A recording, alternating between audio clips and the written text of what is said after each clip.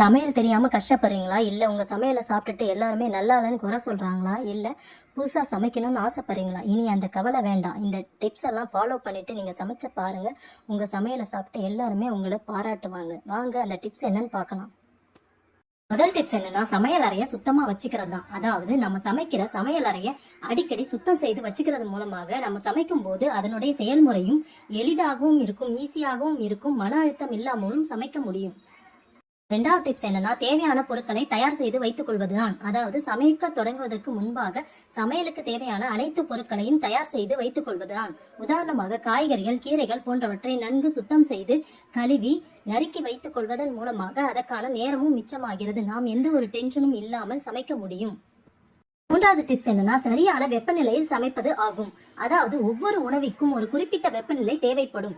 எனவே உணவின் சுவை மற்றும் தரம் மாறாமல் இருக்க சரியான வெப்பநிலையை சமைப்பது மிக முக்கியமானது ஆகும். புதிதாக சமைக்க விரும்புவோர் முதலில் அடுப்பை சிம்மில் வைத்து ஆரம்பிப்பது சுவை மாறாமல் நன்றாகவே இருக்கும்.